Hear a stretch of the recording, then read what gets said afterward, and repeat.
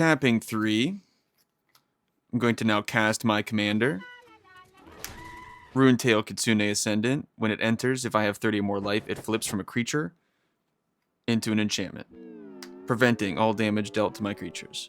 As I think you can see, I enjoy playing Magic the Gathering, and this deck is no exception to that rule. This is a bracket 4 deck similar to Kami, from the same set, originating from Champions and Saviors and Betrayers of Kamigawa. My favorite 3 blocks, is it block? I don't even know if that's considered a block. My favorite 3 portion sets, whatever you want to call it, of Kamigawa. I now have a second commander deck of one of those legends, and this one is none other than Rune-Tail Kitsune Ascended, with a really cool feature about when you have over 30 life, it flips from a creature to an enchantment, and giving your creatures innate protection, not full protection, so it's not completely busted. They can still be killed, targeted, what have you, but it just adds another little flair and a little bit of variety in the life gain mono white mix of things, you know, pillow forting up in a way that involves cards that you haven't seen in a while. So I just wanted to bring that to your attention before. This does involve a lot of older cards. This has some bits and pieces of, you know, Soul Sisters. It's not full Soul Sisters, but it does have life gain involved. That's part of the deck. It requires it. But do know there's a lot of originality, some older cards in here, so I will be showing you some of those. We'll go through it again, but I hope you're excited as I am to go over another Kamigawa legend, another commander that I hold near and dear to me from a set that I don't think has been beaten aesthetic wise to this day. Should be. Let's get into it.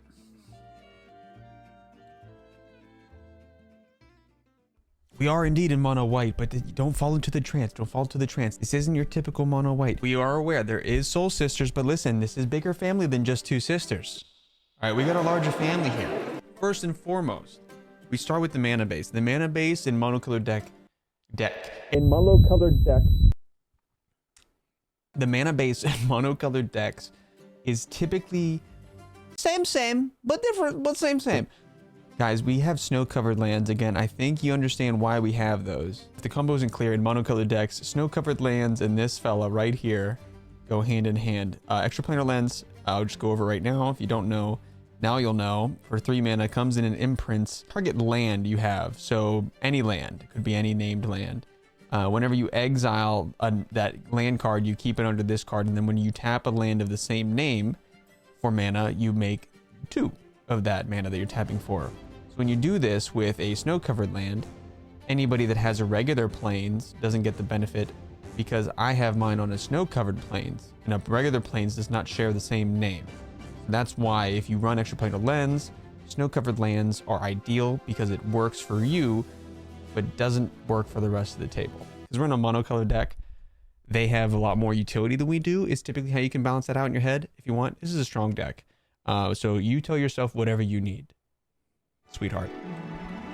Mana base, land base. It's not just mana, it's lands. We're talking about lands. Urza's Saga has to be in here. Obviously, you can use it for colorless. We don't give a shit about this one.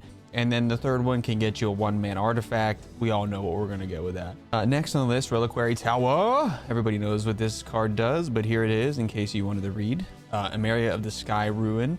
This is a little bit of a pricier card. I pulled this out of my Angel deck. I didn't buy it a second time because I didn't feel like I would use it enough, but for this deck, it is definitely important. But it basically just allows you a little bit of recursion in a white colored deck, which isn't typical, and it can tap for color. So it's what you want, it's what you need, and that's what you'll get. Nykthos. You can pay 2 colorless into it, and it gives you as much mana as you have devotion to one color in particular. So being in a monocolored deck, you're going to be paying 2 colorless, so you could pay a Soul Ring into a Nykthos, which a Nykthos could then tap for like 8 white mana for you. Pretty good, pretty good. Strip Mine. Some people will play lands that are punishing to you, and sometimes you need a way to destroy said lands. And if you want to destroy lands, boy, do I have the land for you. Some of these creatures are pretty old, like card-wise, not age-wise. They could be old. I mean, they might be grandpa. There's at least one grandpa in here. Some of these cards you may never have heard of, and that's why I think this deck is pretty fucking cool. Here we go. Wall of Reverence. Wall up. There we go. There it is. Selfless Squire. Felidar Sovereign. Guardian of the Gateless. Mother of Runes. Fountain Watch. Love this card art, by the way. Random card. Many people probably don't know it, but I love it. It's a bird. It's a plane. No, it's golden glow moth. Actually, pretty generic card, but for what this deck does, it is specifically very good in this deck. So the funny thing about this deck is that there are some like super cheap niche cards, and then there's some cards that are expensive cards that just fit really well. But you're gonna get a good mixture of like probably some bulk rares or bulk commons, just anything bulk. There's probably some, you might have some of these if you have been collecting for a while, and then some of them. Are you guys getting the vibe so far? I haven't fully explained what this deck is wanting to do, but it kind of speaks for itself. This deck basically has creatures that can block a lot of creatures, or I have enchantments that allow my creatures to block many creatures. With the commander out, you protect your commander by making enchantments hard to target, if which they already are innately, right? But then you can give, I have things that give my enchantments Shroud, Shroud, things that make it hard to target. I have counter spells and whites. There's a lot of ways to protect the enchantment itself.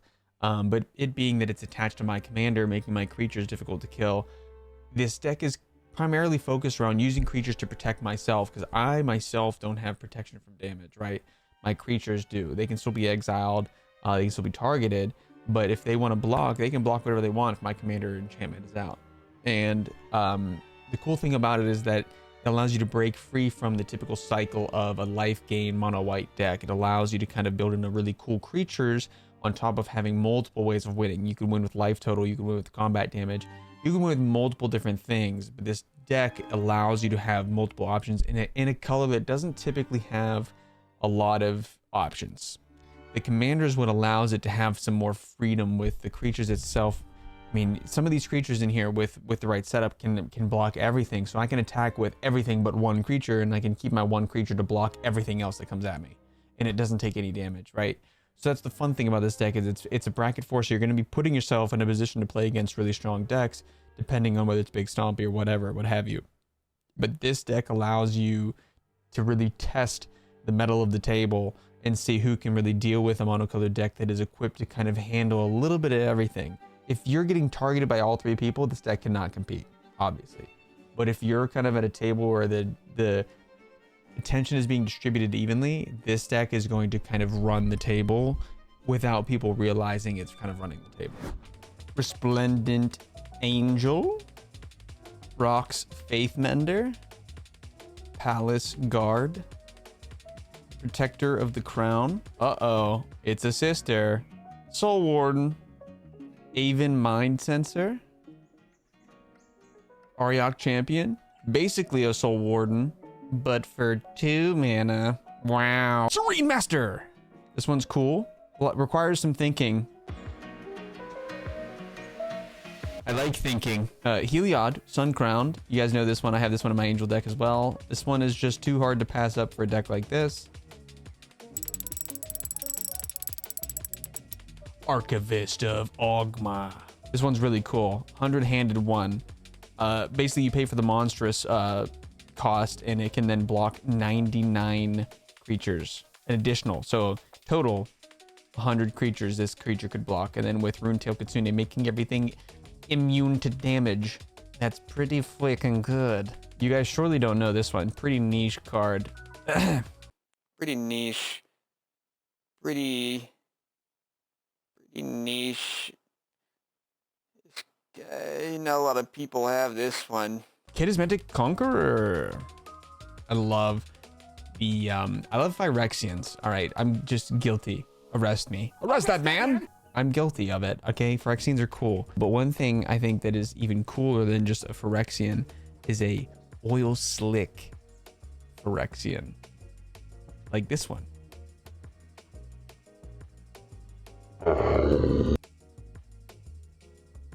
Grand Abolisher. It's another sister. Soul's Attendant. Creature that benefits from life gain like a Johnny's Pridemate. This is Voice of the Blessed. This one arguably much better than a Johnny's Pridemate though. Then final creature. Wall of Glare. Next on our list, we have the things that are instant speed. You guys know this one? Path to Exile. You guys probably don't know this one. It's Blessed Reversal. You guys probably know this one. Beacon of Immortality. This one, combo piece with Isochron Scepter, Don't have Ice-Crown Scepter in this deck, so it's not that crazy. Don't judge me. It's Orm's Chant. Riot Control. Abeyance. This card is really cool. Mirror Strike. Mirror Strike. Ethereal Haze. Rebuff. The Wicked. Enlighten Granny. Swords to Plowshares. Okay, just kidding. That was a little excessive. But in regards to wizardry, here's some sorceries. Ravnica at War is a sorcery that I have involved in here. Shut up! Shut up! Sorry, my phone was buzzing. Ravnica at War. Mass Calcify. I love this one. Reverse the Sands. Wave of Reckoning. And Idyllic Tutor. Don't mind me if I enchant you with these enchantments. Brave the Sands. Ivory Mask. Light Mine Field. Greater Oromancy. Time to pay your dues. It's land tax. I can be your pariah, babe. Give me your money now. People don't like this card, but I do. This is a combo piece with Phyrexian Obliterator. It's Obliterator, right? Hold, please. Am I calling out the right Phyrexian? Vindicator. I'm sorry, there's too many Phyrexians to know what to do with this bad boy. It's a combo with Vindicator. Vindicator. You feel vindicated after committing the combo with the Vindicator. Everybody probably knows that one. Ghostly Prison. This card art is sick. This card is sick. I love it. Win condition, baby. Talking about artifacts, you guys know this one. We already talked about this one. I'll just show it again in case you want to read it again. This card always made me feel like it was a green card because of the crystal being green itself, but it's not. It's white, and it's the Wind Crystal. My favorite ring, just kidding. My actual favorite ring is this one right here. It's a proxy. Infiltration Lens. Pearl Medallion. Oketra's Monument. Scroll Rack. Grand Foundry. Now, before you go, we are done with all the categories. These were all the cards. You could formulate how it works. You can see the deck list. I broke it down in layman's terms. I'm not going to tell you how to operate the deck full throttle. I want you to experience that for yourself. If you want it, if you're interested, if you're curious, the deck list is linked down below. If you want to see it for yourself, if you want to change it, tweak it, fiddle with it, it's yours to do that with. I'm just giving you the keys and you can drive. This was my Rune-Tail Kitsune Ascendant deck. Here it is if you want to look at it again. This deck is very cool. It's mono white in a way that most people won't typically see it. It has life gain, obviously. It's mono white, so that's probably something that you're not going to be able to get away from typically, but it has a lot of cards that aren't too common in this day and age, and it has a play style that is pretty different than the typical mono white play style. But it does have very similar through lines to some other win conditions that other mono white decks have. But otherwise, it is a pretty cool, fun deck. A lot of people are interested in hearing about it because they have never seen the commander itself.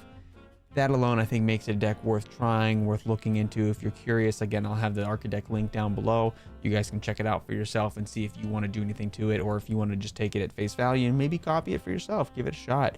Proxy it out, see if you like how it plays, how it flows, and then make something of it yourself, or copy it or change it. Do whatever you need to. But this is just something I'm putting out there into the ether.